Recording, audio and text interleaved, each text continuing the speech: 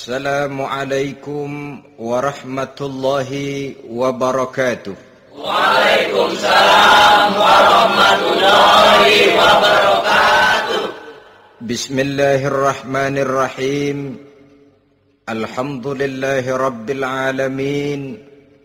Wassalatu wassalamu ala ashrafil anbiya'i wal mursalin. Sayyidina wa maulana Muhammadin wa ala alihi wa ashabihil mujahidin at-tahirin. Amma ba'du, subhanaka la ilma lana illa ma 'allamtana innaka antal alimul hakim. La hawla wa la quwwata illa billahil aliyyil azim.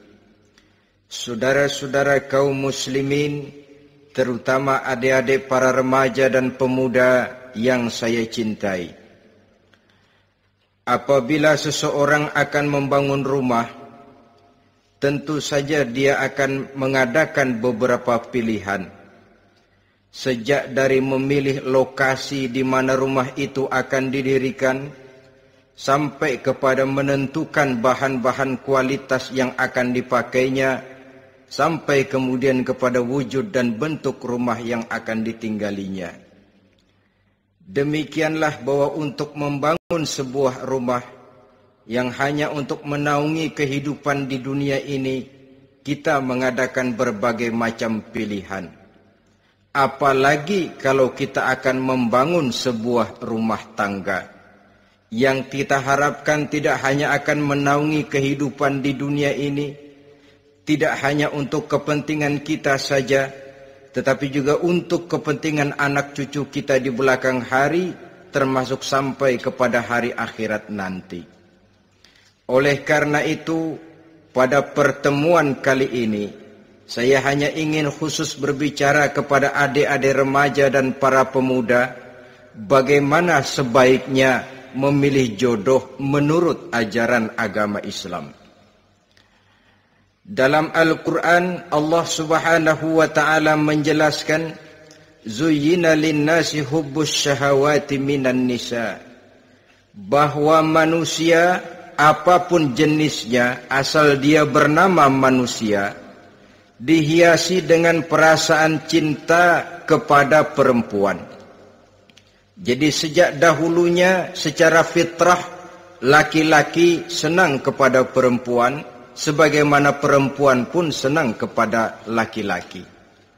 Dihiasi rasa cinta ini dalam kehidupan manusia. Dan oleh karena adanya rasa cinta, berkembanglah segala macam persoalan.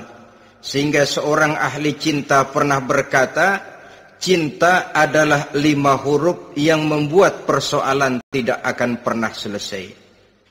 5 huruf yang membuat persoalan tidak akan pernah selesai-selesai. Tetapi dalam kehidupan sehari-hari sering kita saksikan bahwa cinta ini bisa mendorong, memberikan motivasi yang baik, dan cinta ini pun bisa juga memberikan dorongan yang tidak baik. Oleh karenanya, apabila cinta itu ibarat setetes embun yang jatuh di bumi yang subur, akan tumbuhlah di atasnya aneka ragam bunga-bungaan yang harum semerbak, indah mewangi, sedap dipandang orang, menebarkan rasa aman, damai, sentosa, dan begitu selanjutnya. Tapi jika cinta itu jatuh di hati yang gersang dan tandus, tidak ada yang akan dapat tumbuh di sana selain sirih memanjat batu, kuning daunnya, lemah gagangnya, maka cinta yang semacam itu tidak akan memberikan dorongan positif kepada seseorang di dalam kehidupannya. Maka lebih dahulu kita akan membicarakan cinta dalam artian yang positif ini, untuk nanti sampai kepada perempuan yang bagaimana yang harus kita cintai, atau laki-laki yang bagaimana yang harus dicintai oleh seorang perempuan. Saudara hadirin yang saya hormati, cinta dalam artian yang positif, pertama, dia selalu mendatangkan keindahan. Yang kedua, cinta itu memberikan energi atau semangat untuk berjuang. Dan yang ketiga, cinta itu selalu membawa resiko dalam bentuk pengorbanan. Maka cinta yang positif pertama melahirkan keindahan. Disinilah orang memerlukan filter atau saringan. Sebab keindahan yang didasarkan karena cinta itu merupakan satu keindahan yang relatif saja. Boleh jadi karena indah orang jadi cinta, boleh juga jadi karena cinta segala sesuatu terasa jadi indah. Namun bagaimanapun juga, kalau hati sudah diliputi oleh rasa cinta, segalanya akan terasa menjadi indah. Cinta itu adalah keindahan. Yang kedua, cinta itu energi, melahirkan dorongan dan semangat. Yang lemah bisa menjadi kuat, yang takut bisa menjadi berani, yang jauh jadi terasa dekat. Itu semua karena dorongan cinta. Dan dari energi ini lahirlah yang ketiga, bahwa cinta adalah pengorbanan. Sehingga orang berkata, berani bercinta artinya harus berani berkorban. Takut berkorban, jangan bercinta. Kalau cinta ini kita salurkan kepada nilai-nilai agama umpamanya, yang pertama, cinta mendatangkan keindahan. Kita cinta kepada agama, maka apapun yang diperintahkan oleh agama akan terasa menjadi indah. Solat akan terasa menjadi indah. Puasa terasa menjadi indah. Zakat terasa menjadi indah. Jihad pun akan terasa menjadi indah. Persis kalau kita cinta kepada seorang gadis. Jika kita cinta kepada seorang gadis, apanya saja akan kelihatan menjadi indah. Jalannya terasa indah, lenggang-lenggoknya terasa indah, suaranya merdu padahal cemprengnya bukan main. Seluruhnya akan mendatangkan keindahan karena dasarnya sudah cinta. Cinta membawa kepada keindahan. Yang kedua, cinta itu melahirkan energi. Orang yang cinta kepada agama akan lahir tenaga dan semangatnya melaksanakan ibadah, melaksanakan puasa, melaksanakan zakat, melaksanakan solat, melaksanakan haji, bahkan melaksanakan jihad sekalipun. Cinta selamanya menimbulkan energi dan semangat. Sama saja dengan kita apabila jatuh cinta kepada seorang gadis, walaupun rumahnya jauh, katanya, gunung pun akan kudaki, lautan pun kuseberangi. Untuk apa itu? Untuk menemui apa yang kita cintai. Cinta selamanya melahirkan energi. Capek tidak terasa, lelah tidak terasa, semuanya tertutup oleh keindahan yang bernama cinta. Lalu yang ketiga, cinta membawa pengorbanan. Apabila kita cinta kepada agama, maka pengorbanan terhadap apapun yang diminta oleh agama, baik itu pengorbanan waktu, tenaga, pikiran, harta, bahkan pengorbanan nyawa sekalipun, kita tidak akan berat melaksanakannya karena cinta kita kepada agama yang kita anut ini. Demikian juga cinta kita kepada seorang perempuan akan membuat kita rela berkorban. Apapun yang dia minta, jangankan kita tidak mampu, jangankan kita mampu, kita tidak mampu sekalipun, kita masih berusaha untuk mampu guna memenuhi tuntutan si buah hati belahan jantung. Kadang-kadang malam minggu si doi ngajak nonton. Umpamanya duit tidak ada, gajian belum, kerja enggak. Timbullah inisiatif, entah sepatu kita jual ke tukang loa, entah celana mampir dulu ke tempat lain. Yang penting kita berkorban untuk memenuhi permintaan si buah hati belahan jantung. Ketika itu pengorbanan sudah tidak kita rasakan lagi. Bahkan pengorbanan yang paling pedih sekalipun, dalam gurau, dalam bercanda misalnya, dicubit kita oleh kekasih kita, pedih bukan main, terkelupas kulit, mengalir darah, bukan nangis, nyengir. malah kadang-kadang minta tambah dicubit lagi.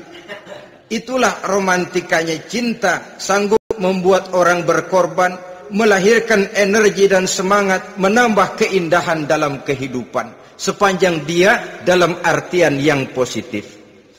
Kalau demikian masalahnya, di dunia yang penuh dengan perbenturan nilai sekarang ini, orang sering salah jalan bagaimana memilih jodoh untuk membangun rumah tangga yang bahagia. Jangan lupa bahwa membangun rumah tangga ini bukan hanya untuk 1-2 bulan, bukan hanya untuk 1-2 tahun, bahkan bukan cuma untuk kehidupan dunia, lebih daripada itu pun untuk menunjang kebahagiaan di akhirat. Oleh karenanya, memilih jodoh bukan satu hal yang mudah, bukan satu hal yang bisa dilaksanakan sambil lalu, tetapi memerlukan penelitian, memerlukan pengamatan yang mendalam. Apa petunjuk agama tentang itu? Dengan kata lain, bagaimana seharusnya seseorang memilih jodoh dalam kehidupannya? Ini tentu saja sumbangan moral buat adik-adik remaja dan para pemuda yang lagi kebingungan memilih jodoh, atau barangkali buat bapak-bapak yang kepengen nambah lagi.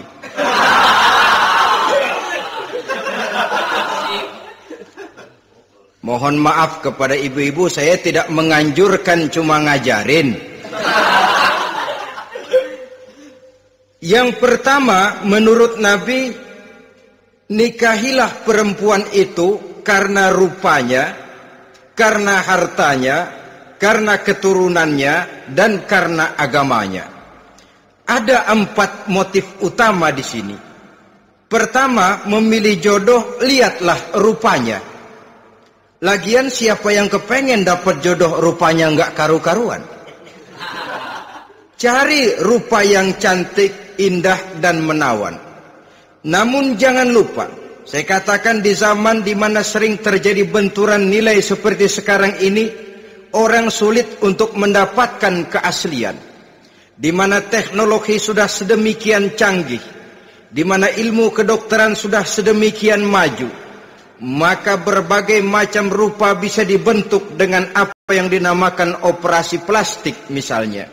Yang pesek bisa dibikin mancung, kuping yang kelebaran bisa dibikin sedang, pipi yang kembung sebelah bisa dibikin rata, janggut yang tidak menarik bisa dibikin bak lebah bergantung katanya. Oleh karena itu, kalau pilihan hanya tertuju kepada rupa yang cantik saja semata-mata, kita sudah melakukan satu kesalahan yang sangat besar. Sebab apa? Diperingatkan oleh Nabi melalui hadis Ibnu Majah, Bazar dan Baihaqi dari Ibnu Umar. Janganlah kamu kawini seorang perempuan karena kecantikannya, sebab kecantikan boleh jadi akan mencelakakan. Jangan juga kamu kawini perempuan karena hartanya, sebab kekayaan biasanya akan mendatangkan kesombongan. Tetapi kawinilah karena agama dan akhlaknya, karena itulah yang akan membawa kepada kebahagiaan. Saudara-saudara kaum muslimin, terutama adik-adik remaja dan para pemuda, dikala usia puber, apalagi mata baru terbuka, awal balik namanya, remaja sering kehilangan filter. Pokoknya asal ngelihat rupa yang sudah lemot, denok, geboy, pikiran pun hanyut, malam terkenang, siang terbayang, tidur tak nyenyak, makan tak enak katanya, selalu terbayang wajah si doi. Dikala itu orang kehilangan pertimbangan bahwa rupa yang cantik kadang-kadang sering menipu. Diriwayatkan oleh Imam Ibnu Abbas, satu hari ketika sedang kumpul dengan para sahabat, lewatlah orang dengan potongan potongan orang kaya. Kelihatan kan, orang kaya sama orang miskin jalannya aja lain kan. Jalannya saja, jangan gaya hidupnya, jalannya saja lain. Liwat dia, Rasul bertanya kepada seorang sahabat, menurut pendapatmu bagaimana orang yang lewat itu? Kata sahabat, oh, yang lewat ini ya Rasul, kalau dia meminang perempuan pasti diterima. Kalau dia menolong orang pasti berhasil. Kalau dia ngomong pasti didengerin. Kenapa? Orang kaya. Orang kaya ya Rasul. Kalau dia minang, perempuan mana yang kagak bisa menerima kalau dipinang oleh orang kaya? Biar mukanya udah belipet kayak dompet tanggung bulan. Kalau memang duitnya banyak, nggak kelihatan tuh muka yang belipet. Yang kelihatan duit. Kalau dia nolong orang, pasti berhasil apa yang dia tolong itu. Kalau dia ngomong, pasti didengerin orang. Walaupun omongannya biasa-biasa saja. Kenapa? Orang lihat penampilannya. Sudah, ketika orang itu lewat, beberapa lama kemudian lewat lagi seseorang yang kelihatannya miskin. Rasul tanya lagi, kalau orang ini, bagaimana pendapat kamu? Wah, potongan begini sih Rasul. Kalau dia minang, orang tolak. Siapa yang mau kawin sama kere begini? Kalau dia nolong orang, pasti nggak berhasil. Kalau dia ngomong, kagak bakalan ada yang mau dengerin. Siapa yang mau dengerin orang susah ngomong? Setelah orang itu lewat, apa kata Rasul? Orang yang terakhir, yang lewat ini, yang barusan lewat, jauh lebih baik dari yang pertama yang lewat tadi. Jauh lebih baik. Maksud dari ucapan ini, Rasul sebenarnya mendidik para sahabat jangan tertipu oleh penampilan. Sebab penampilan tidak selamanya mencerminkan keaslian. Apalagi di zaman sekarang, salon di mana-mana bejibun. Alis mata bisa dibikin, pipi bisa dicat. Yang pinggir kuning, yang tengah merah, di sebelah merah ada yang kehitam-hitaman, persis orang kepentok tiang listrik.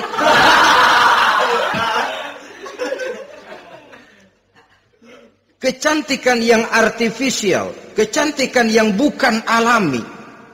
Karena itu silakan saja cari yang cantik, tapi jangan terpaku sampai di situ. Sebab kecantikan di samping dia mudah berubah oleh pergeseran masa dan pertukaran waktu, ternyata penampilan tidak selamanya mencerminkan keaslian. Lain hari seorang sahabat pernah mengadu, "Ya Rasul, ada apa? Inna imra'ati la turaddu yadul lamis." Ya Rasul, istri saya tidak pernah menolak tangan orang laki yang menjamahnya, mengajak salaman kepadanya. Apa jawab Rasul? Ceraiin aja. Tapi hati saya berat ya Rasul, saya cinta betul sama dia. Ya kalau hatimu berat, jaga dia baik-baik. Nah, dari riwayat ringkas ini kita ambil satu perbandingan. Memang punya istri berwajah cantik itu kadang-kadang si malakama kalau imannya tidak kuat.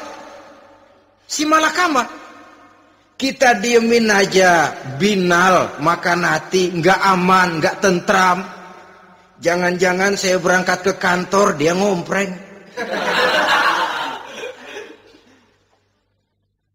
Buah si malakama, seperti orang tadi, ya Rasul. Istri saya kelihatannya, sebenarnya nggak negatif maksudnya ini. Cuma bersalaman, tapi terlalu ngobrol. La turaddu yadul lamis. Tidak pernah menolak orang yang ngajak salaman. Ya sekedar salaman. Tapi kan awalnya dari salaman. Kalau sudah salaman kan strum bisa ngederedet dari tangan situ. Kata Rasul sederhana saja. Ya kalau memang begitu ceraiin. Saya nggak kuat Rasul. Saya cinta betul sama dia. Kalau kau tak kuat berpisah dengan dia, jagalah dia baik-baik. Ajar, didik, tanamkan rasa keagamaan di dalam hatinya. Saudara-saudara kaum muslimin, jadi rupa yang cantik tanpa didasari oleh nilai-nilai agama akan membuat seorang suami di rumah tangganya seperti si malakama. Seperti berhadapan dengan buah si malakama. Kalau tidak diiringi dengan nilai-nilai moral yang luhur dan bekal agama yang tangguh. akan pergi jauh dari rumah rasanya tidak aman. Sedangkan di rumah saja siapa yang akan mencari nafkah? Dan begitu selanjutnya. Orang tadi jelas berhadapan dengan buah si malakama. Didiamkan, makan hati. Sebab, maaf, kalau seorang suami sudah tidak punya rasa cemburu terhadap istrinya, itu kan yang disebut dayus. Dan dayus itu, jangankan masuk surga, bau surga saja dia tidak dapat. Tapi cemburu dalam artian bukan cemburu buta, cemburu dalam artian yang wajar. Dia cemburu, akan dikerasi takut kalau istrinya minta cerai, sedangkan dia cintanya sudah kadung medok bener. Si malakama jadinya. Nah, ini juga satu riwayat yang memberikan gambaran kepada kita. Pilihan, silakan cari rupa yang cantik saja. Cari yang cantik. Tapi kalau itu dijadikan motif utama tanpa dasar-dasar agama, saya khawatir nanti rumah tangga kita akan berhadapan dengan buah si malakama. Jadi adik-adik remaja, usaha, ikhtiar, cari yang cantik, yang kira-kira nggak membosenin, supaya kita betah tinggal di rumah, supaya kita merasa ada tempat berbagi rasa, ada tempat kita bernaung. Sebab kalau nyari bini sebini-bininya mah, ya jodoh di tangan Tuhan, kagak usah nyari juga ntar datang diri umpamanya. Iya, kalau yang datang peot. Orang harus berusaha walaupun pada akhirnya jodoh toh memang ditentukan Allah. Kan 3 hal yang kita tidak bisa menentukan itu katanya. Maut, rezeki, jodoh. Itu yang masuk mysterious problem. Problem yang misterius. Maut, misterius. Kapan kita mati, kita sendiri tidak tahu. Tahun depan, 50 tahun lagi, 100 tahun lagi, tidak pernah seorang pun diberitahu. Tapi yang pasti dia bakal datang. Kapan dan di mananya, kita tidak tahu. Bisa di rumah, bisa di masjid, ya alhamdulillah. Bisa di majelis taklim, syukur. Bisa di medan perang membela agama, bagus. Pasti dia akan datang. Maut, mysterious problem. Sesuatu yang kita tidak tahu kapan datangnya. Rezeki, gitu juga. Sehingga orang sering bilang, rezeki katanya kayak bayangan. Kita ubur-ubur, dia lari. Kita diam, dia mah diam. Setengah mati kita ubur-ubur. Emang ukuran segitu? Segitu aja. Begitu kita nggak ngapa-ngapain, datang yang bawain rezeki. Namanya rezeki itu mysterious problem. Kadang-kadang ngobek, sungsang, sumbul, udah segala tanah orang kita ukur-ukurin. Udah segala ngomong sudah nggak ada yang loh, tuh sudah buta. Tapi memang bayangan, kalau belum rezeki ya belum. Kadang-kadang nyari kode sampai tidur di kuburan.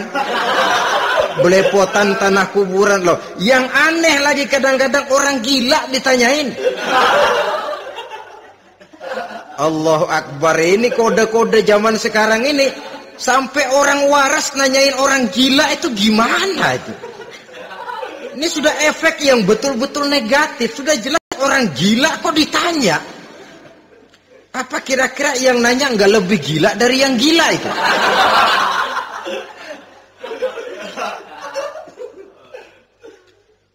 Saudara-saudara kaum muslimin, terutama adik-adik remaja dan para pemuda, jadi silakan saja cari rupa yang cantik, karena dia akan jadi tautan hati, buah hati belahan jantung, tempat kita berbagi rasa, tempat kita pulang dan tinggal di rumah tangga kita. Tapi hendaknya kecantikan rupa itu diiringi juga dengan kecantikan budi. Karena itu cari rupa yang cantik. Ini pilihan utama. Yang kedua, kata Nabi, harta, cari yang kaya.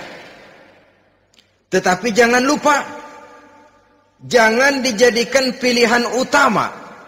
Karena kekayaan sering mendatangkan kesombongan. Apalagi kalau seorang pemuda mendapat istri orang kaya. hidupnya dimodali oleh istrinya, maka biasanya wibawanya sebagai seorang suami akan hilang. Akhirnya komando di tangan istri. Dikala itulah suami tidak lebih daripada prajurit yang taat kepada komando istrinya. Padahal menurut konsep Quran, ar-rijalu qawwamuna 'alan nisa, laki-laki diciptakan sebagai pembimbing bagi perempuan. Kalau nanti suatu saat terjadi benturan, sedangkan modal diberikan oleh istri, terjadilah pengungkitan. Kata istrinya apa? Lu jangan bertingkah, lu kan kawin sama gue modal lu kolor doang.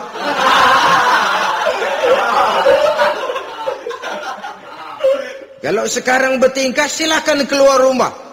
Bawa seperti engkau datang dulu, jangan bawa apa-apa. Pergilah seperti engkau datang dulu kemari.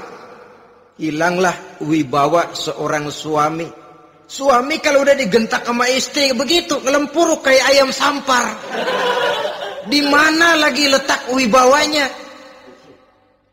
Harta sering mendatangkan kesombongan. Oleh karena itu, walaupun diperintahkan cari yang keturunan orang kaya, tapi maksudnya jangan dompleng. Sebab kepribadian seorang suami akan ditentukan oleh sifatnya sendiri. Keberadaannya ditentukan oleh karya dan perbuatannya sendiri. Itulah yang akan menampilkan kepribadian dia dalam kehidupan di masyarakat ini. Saudara-saudara kaum muslimin, terutama adik-adik remaja dan para pemuda, kan kadang-kadang di zaman sekarang kan kelas-kelas gigolo, playboy ya, nyari tante-tante kesepian, mejeng-mejeng di pinggir-pinggir jalan dengan harapan apa? Ya barterlah, tukar tambah. Nah, supaya dapat rokok, dibelikan pakaian, motor dan sebagainya. Tapi yang jelas hilang harga diri sebagai laki-laki, dan itu yang paling mahal. Kalau seorang laki-laki sudah kehilangan harga diri, apalagi yang bisa dibanggakan dalam kehidupan ini? Apa artinya naik mobil kalau kepala tertunduk ke bawah? Apa artinya jalan di tengah masyarakat kalau kita tidak bisa menengadah dengan satu kebanggaan? Hilangnya harga diri merupakan kehancuran awal dari sebuah pribadi yang untuk jangka panjang kita tidak akan bisa lagi berbuat banyak. Tanpa harta orang memang sulit untuk bahagia, tapi harta semata-mata bukan merupakan jaminan bahwa orang lantas akan bahagia.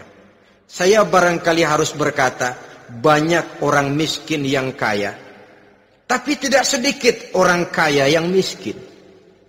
Saya ulangi ini, banyak orang miskin yang kaya, tetapi tidak sedikit orang kaya yang miskin.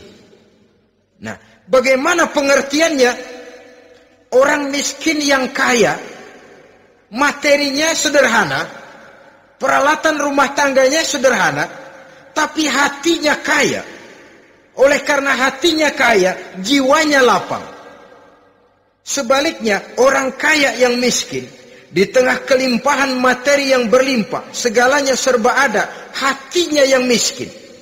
Kelimpahan materi tidak akan sanggup mengobati kemiskinan hatinya. Sehingga di tengah kehidupan yang serba ada, dia masih merasa kurang, maka dia tidak pernah cukup. Di tengah kemilauan dan gemerlapan serta glamornya rumah mewah, dia merasa hidup di tengah gurun pasir yang gersang dan tandus. Karena itu, biarlah miskin harta tapi kaya budi, daripada kaya harta tapi miskin budi. Lebih utama lagi, kaya harta, kaya budi. Itu idealnya. Dasar pilihan ketiga, sesudah rupa dan harta, menurut Nabi, keluarga. Faktor keturunan sangat menentukan. Pepatah mengatakan buah apel akan jatuh tidak terlalu jauh dari pohonnya. Biasanya kalau bapak kalong anak kampret. Bapak nyolong, anak nyopet. Itu fotokopi. Saudara-saudara, sungguh pun demikian, faktor keluarga bukan merupakan yang paling dominan. Karena segalanya memang bergantung kepada hidayah dari Allah Subhanahu wa ta'ala. Kalau hidayah datang, bisa saja anak maling bisa jadi kiai. Kalau hidayah datang, bisa saja anak Nabi malah ikut bersama orang-orang kafir.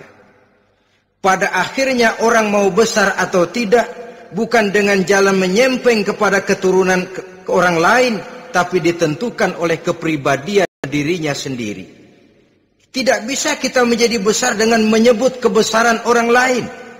Itu sebabnya dicontohkan oleh Imam Ali pada saat beliau berkata, "Laisal fata may yaqulu kana abi, walakinnal fata may yaquluha anadha."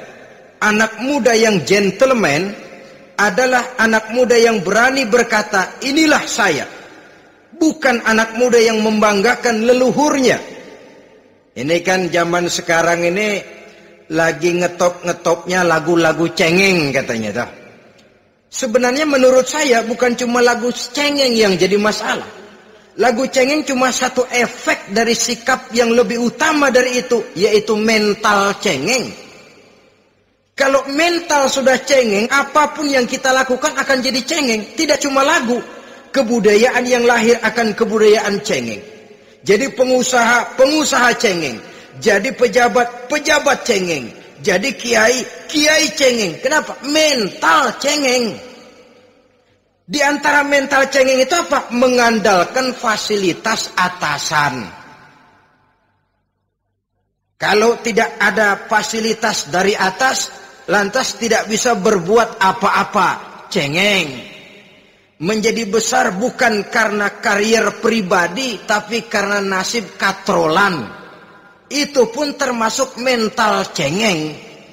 Sedikit gagal, bagaimana sedikit jalan buntu, sedikit deadlock, lu ngapain lu melulu? Saudara hadirin yang saya hormati, jadi lebih penting dari sekedar lagu-lagu cengeng, saya malah lebih suka bicara mental cengeng ini. Mental yang cepat putus asa. Mental yang tidak mau mengeluarkan usaha maksimal. Mental yang hanya mengandalkan fasilitas. Sedangkan pribadinya tidak lebih daripada pribadi sumuhun dawu, pribadi kulon nuwun, pribadi kumaha juragan wae, pribadi oke bos, pribadi asal bapak senang. Bukankah itu semua merupakan cermin dari mental-mental yang cengeng, yang untuk jangka panjang tidak akan pernah menguntungkan daripada pembangunan bangsa dan negara yang kita cintai ini. Seseorang mau besar atau tidak, bukan dengan jalan menyempeng kepada kebesaran orang lain. Bahkan Syauqi dalam sebait syairnya yang lebih tegas mengatakan,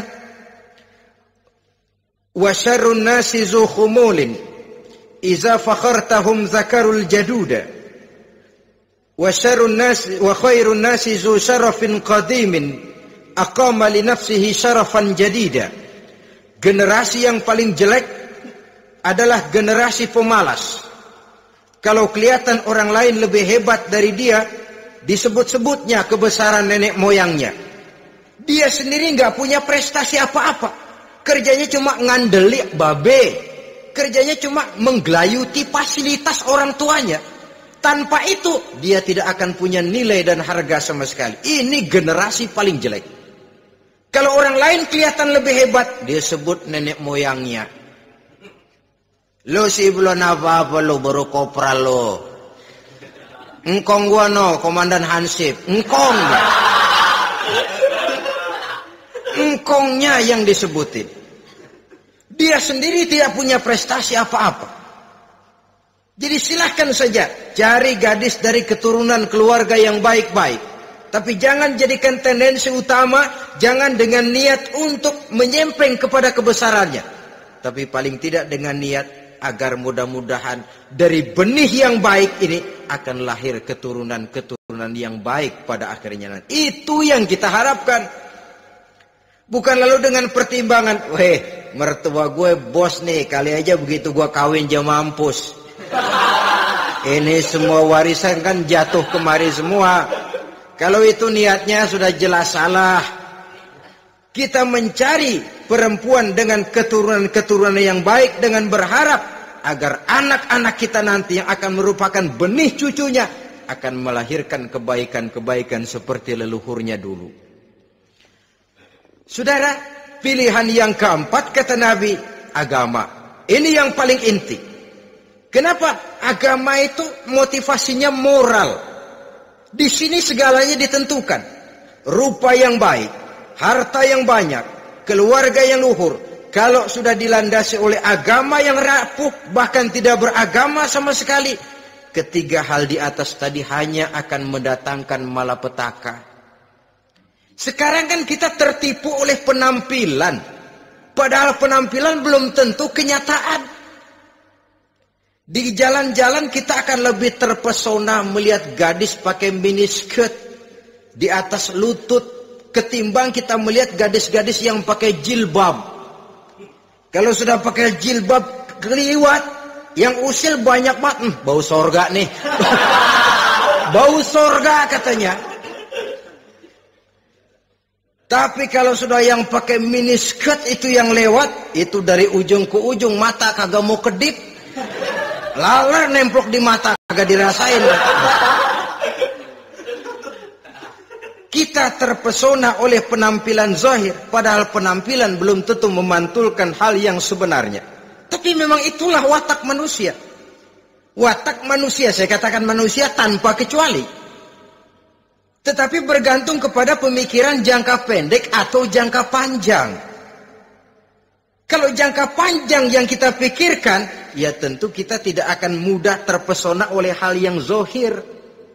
Sampai-sampai Quran sendiri mengatakan budak yang hitam legam tapi beriman itu lebih baik daripada orang-orang musyrik walaupun cantik, denok, lemot, geboy.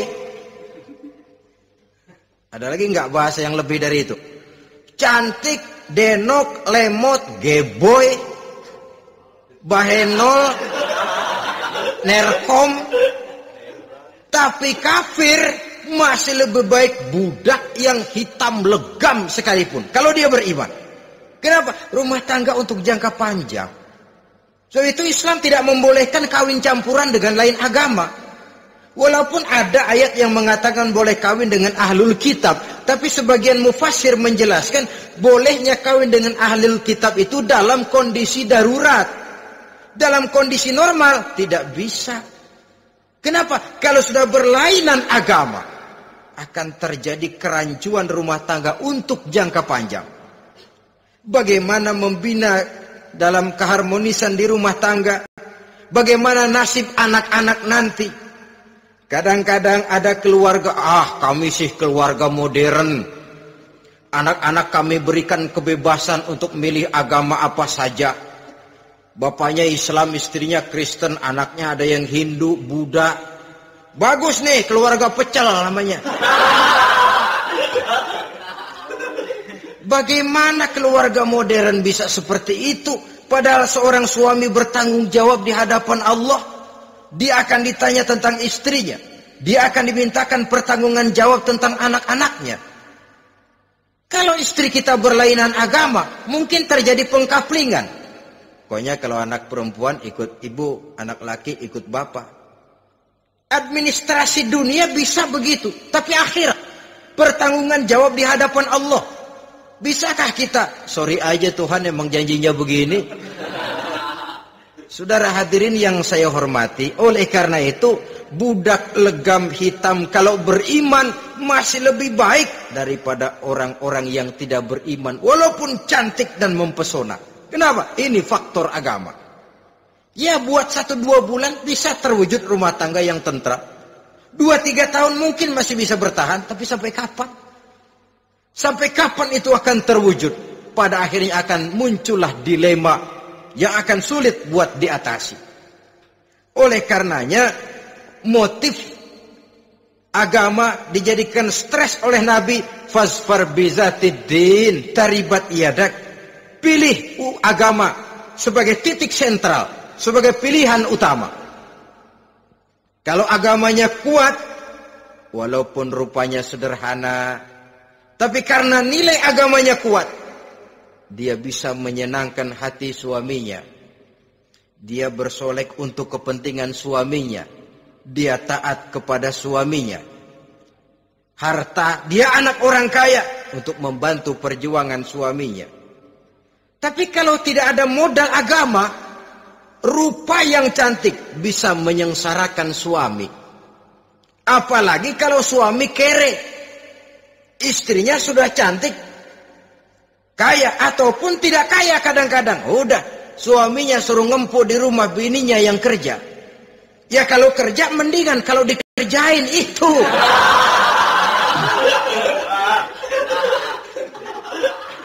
Itu yang repot.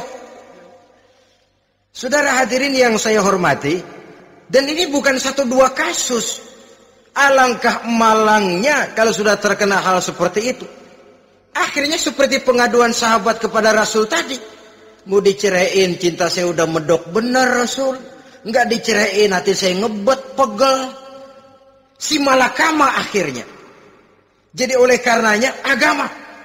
Kalau dia cantik, walaupun miskin, agamanya kuat, dia bisa memelihara kehormatan diri.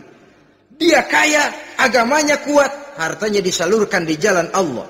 Karena itu, agama jadikan pilihan utama.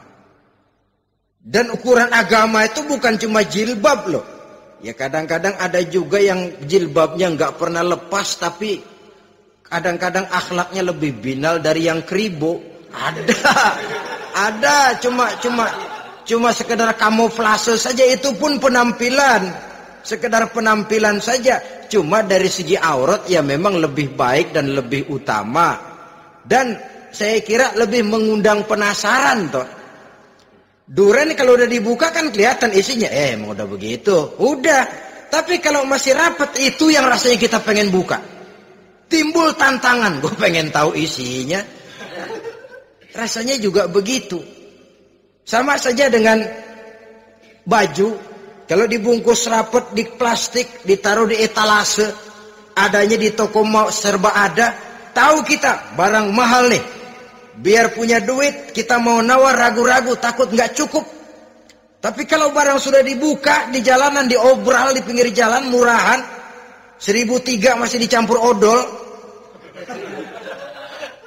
Yang begitu sih biar nggak punya duit, kita berani banget tanya, nawar, megang lagi nyemek. Berat duit nih bang. Kenapa? Barang sudah terbuka.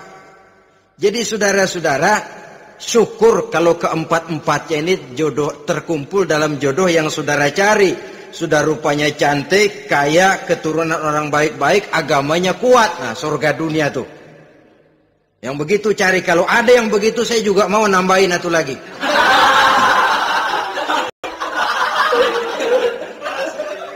Tapi yang kumpul keempat-empatnya ini terus terang saja langka.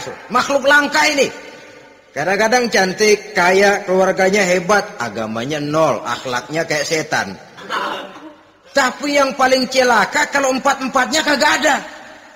Rupanya jelek, melarat, bapaknya biang maling, kagak beragama lagi. Apanya yang mau dipilih? Mampus saja mendingan. Sudah nggak ada pilihan sama sekali tuh. Sudah nggak ada pilihan sama sekali. Saudara hadirin yang saya hormati, terutama adik-adik remaja. Nah, lalu apa motivasi agama dalam pembinaan ini apa? Agama ini kan memberikan contoh bahwa perempuan yang baik itu, yang kita ingin jadikan dia sebagai ideal dalam pencarian jodoh, tandanya 3. Iza ra'aitaha sarratka, kata Nabi.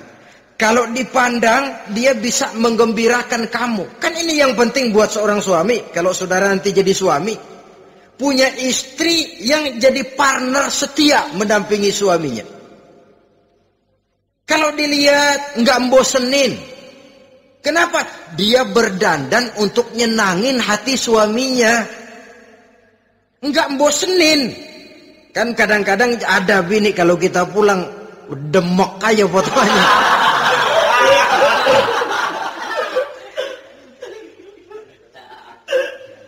Ini yang bikin suami enggak betah di rumah ini kan yang begini. Adapun perempuan yang beragama, apabila dipandang oleh suaminya, dia pandai menyenangkan hati suaminya. Andai kata suaminya dalam kesulitan, dia tidak menambah beban kesulitan. Paling tidak dia bisa memberikan satu bantuan moral.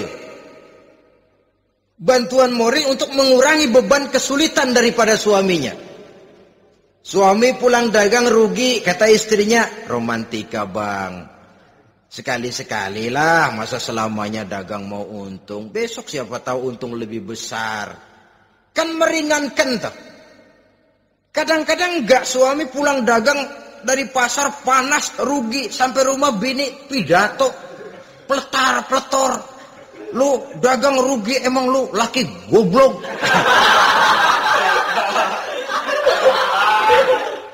Sudahlah di pasar rugi, di rumah digoblok-goblokin. Ini nanti kena penyakit broken home yang begini ini. Padahal kesuksesan di kantor, kesuksesan di pasar, kesuksesan di medan tugas selalu dimulai dari kesuksesan dan ketenangan dari rumah tangga. Dia berhias untuk kepentingan suaminya, tidak terlalu berlebihan, dan suaminya pun pandai menghargai istrinya dengan kata-kata yang menimbulkan gairah dan semangat. Melihat istrinya bersorak, kamu makin cantik saja. Jangan juga kadang-kadang suami ketus. Ngelihat daksu pulang kantor, lihat suaminya, istrinya dandan rapi. Tumben lu mau bekasin apa? Mau bekasin katanya. Artinya apa ini? Pandai mengembirakan, bisa tenggang rasa, bisa berbagi rasa. Sehingga suami merasa ada tempat dia bertukar pikiran. Ada tempat dia membicarakan persoalan. Dialog dalam kehidupan berumah tangga itu sangat diperlukan. Iza ra'aitaha sarratka, kalau dipandang dia sanggup mengembirakan kamu. Dikasih uang 500 senyum, 5.000 pun ketawa. Menggembirakan. Dia bisa taruh kata hatinya kesel, tapi mulutnya senyum. Nah ini yang sulit ini. Senyum tapi kesel, kesel tapi senyum. Kadang-kadang istri itu kan kalau sudah kesel, suami pulang nggak bisa dia menyembunyikan kekesalannya. Dari jauh suami sudah lihat ini yang nyambut, ini bemo ini. Udah monyong, serem. Saudara hadirin yang saya hormati, yang kedua, bila diperintah dia taat. Ini pengaruh agama. Sehingga Nabi mengatakan, "Lau amartu li ahadin ayyasjuda ila ghairiha, la amartul mar'ata litasjuda ila zawjiha likibari haqqihi 'alaiha." Andai kata saja boleh aku memerintahkan manusia untuk sujud kepada sesama manusia, pastilah aku perintahkan perempuan untuk sujud kepada suaminya. Kenapa? Karena besar hak suaminya kepada dirinya. Untung sujud kepada manusia tidak boleh. Andai kata boleh, perempuan disuruh sujud sama suaminya. Ini tidak perlu sampai sujud, cium tangan saja minta ridho suami. Kadang-kadang perempuan sekarang berat. Paling banter setahun sekali lebaran doang. Laki pulang sembahyang tubruk, cium tangan, minta redo, nangis segala macam. 3 hari habis lebaran beras habis, monyong aja lagi.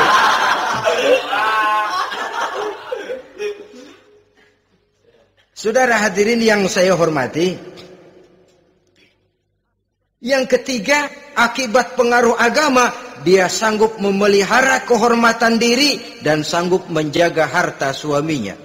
Memelihara kehormatan diri baik pada saat suaminya di rumah atau pada saat suaminya tidak ada di rumah.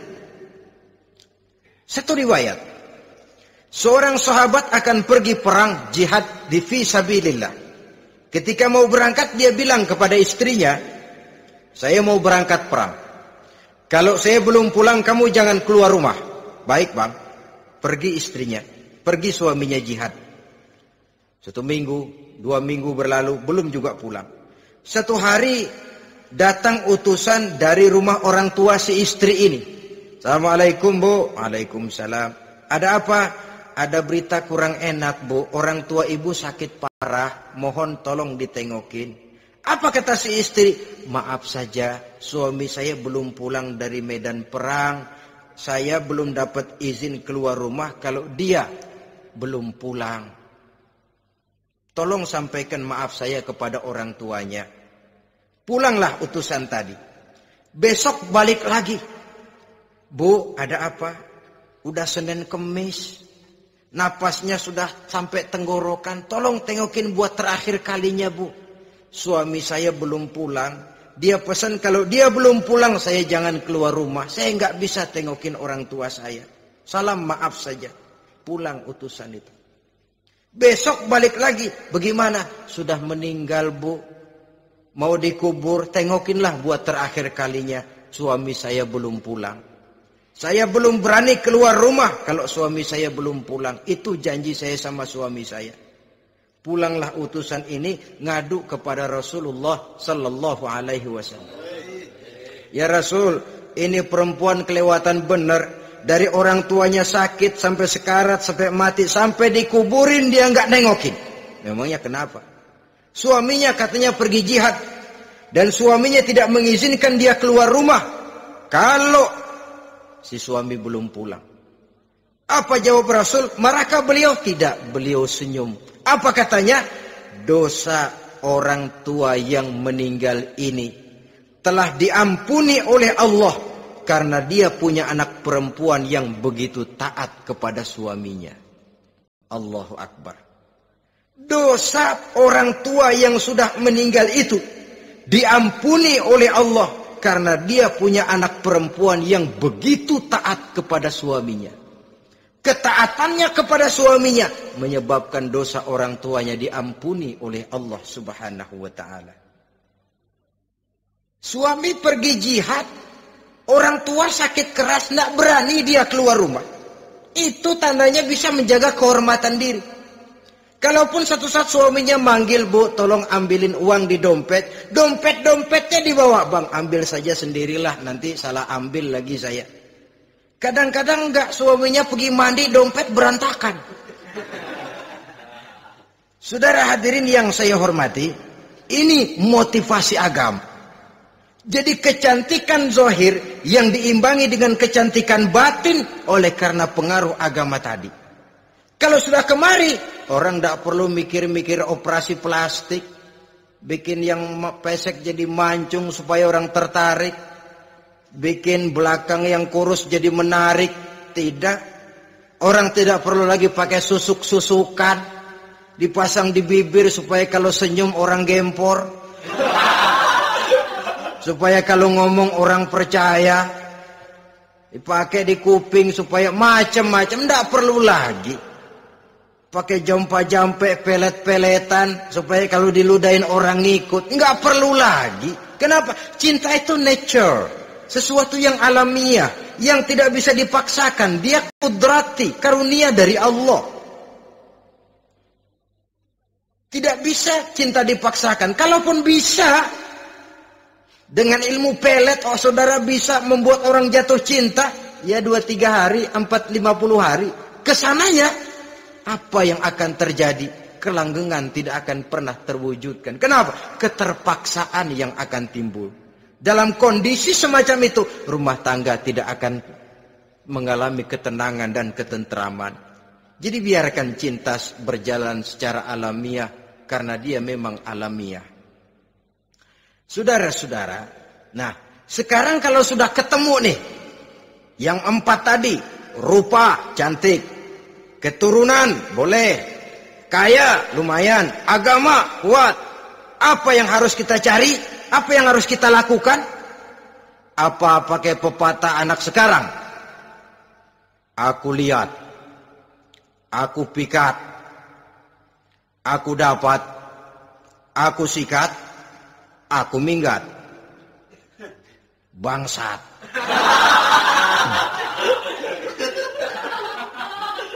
Itu kan ada moto cinta kilat begitu tuh. Cinta kilat katanya. Aku lihat, aku pikat, aku dapat, aku sikat, aku minggat. Bangsat. Atau kita harus hanyut dalam arus free love, free sex, summon living, eksperimen dulu? Tidak. Islam mengajurkan kalau memang seret, ini rasanya ini nih, mantap gue nih. Apa yang diajarkan oleh Islam selanjutnya? Meminang, saudara-saudara. Meminang adalah langkah awal untuk mengikat tali pernikahan.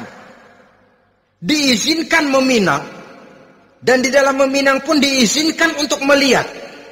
Cuma kalau boleh, ya syaratnya itu waktu melihat itu jangan sampai ketahuan si perempuan yang akan kita pinang itu. Untuk apa kita meminang? Pertama untuk yakin bahwa perempuan yang kita inginkan ini sudah kumpul syaratnya itu tidak ada cacatnya.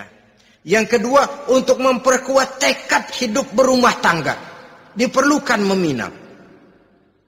Adapun adat itu berbeda. Tapi bahwa konsep meminang itu dalam Islam ada, itu jelas. Ya kalau mesti bawa pisang raja, pakai roti buaya, pakai martabak segede ban mobil truk segala macam. Itu adat saja, ya. Tapi yang real meminang itu ada dalam Islam. Nah, bagaimana adab meminang? Setelah kita tahu anak ini cantiknya ya, keturunan baik, ya kekayaannya lumayan, agamanya kuat, pinanglah dia. Caranya boleh lihat langsung. Lihat langsung kalau bisa tanpa setahu si perempuan. Dan batas yang boleh dilihat itu muka dan tangan. Itu saja. Jadi jangan gerusak. Minta permisi Pak, saya mau ngelihat anak Bapak seutuhnya. Soalnya buat saya ini nanti. Apanya aja dibedolin, jangan. Kira-kira yang boleh itu muka sama tangan. Andai kata kita risih, sebab nanti kalau nggak jadi akan jadi timbul rasa malu dan si perempuan juga kasihan. Boleh mengutus perempuan yang kita percaya. Coba kau ke sana, lihat kondisinya yang sebenarnya bagaimana. Kalau ngelihat dari jauh sih utuh, siapa tahu nanti tangannya kurang sebelah. Coba lihat sana. Saudara-saudara, kemudian boleh juga ditanyakan kepada orang tuanya. Dan dalam hal ini orang tua si gadis tidak boleh menyembunyikan aib atau cacat yang dimiliki oleh anaknya. Dia harus menceritakan apa adanya, sampai pun kekurangan anaknya yang paling kecil sekalipun. Sebab apa? Jangan sampai istilah pepatah beli kucing dalam karung. Kedengeran suaranya doang meong-meong, begitu dibuka tuh kucing gempor sebelah kakinya nggak ada. Kan tentu kita tidak kepengen kecewa di belakang hari. Itulah perlunya meminang sebagai jembatan untuk menuju kepada pernikahan. Nah, dengan demikian kalau sudah usaha meminang ini dilaksanakan, jangan merasa sudah setengah resmi. Ini yang kadang-kadang jadi penyakit. Malah sesudah meminang harus masing-masing lebih menjaga diri, menjaga kehormatan, menjaga pergaulan. Kenapa? Agar saat memasuki jenjang pernikahan nanti merupakan jenjang yang sangat ditunggu-tunggu. Ada rasa keinginan tahu. Kalau tidak, ya udah biasa, nggak giroh lagi ngadepin perkawinan. Kenapa? Kemarin-kemarin gue udah cobain. Hilang gairah lagi. Sebab itu kalau sudah meminang, jangan merasa sudah setengah halal. Udah minang ini Kadang-kadang orang tua juga konyol. Sudah dipinang, diumbar. Lu mau kemana kayaknya lu udah pinang. Padahal meminang itu cuma langkah awal. Sedangkan selanjutnya harus lebih berusaha menjaga kehormatan diri. Sampai pada saat nanti pelaksanaan pernikahan. Nah, saudara-saudara, terutama adik-adik remaja dan para pemuda, walaupun agak sekilas memang karena terbatasnya waktu pada pertemuan ini, mudah-mudahan bisa memberikan gambaran yang sepintas tentang bagaimana sebaiknya kita memilih jodoh di dalam membina rumah tangga yang bahagia. Semoga ada manfaatnya. Terima kasih atas segala perhatian. Mohon maaf atas segala kekurangan. Usikum wa nafsi bitaqwallah. Wassalamualaikum warahmatullahi wabarakatuh.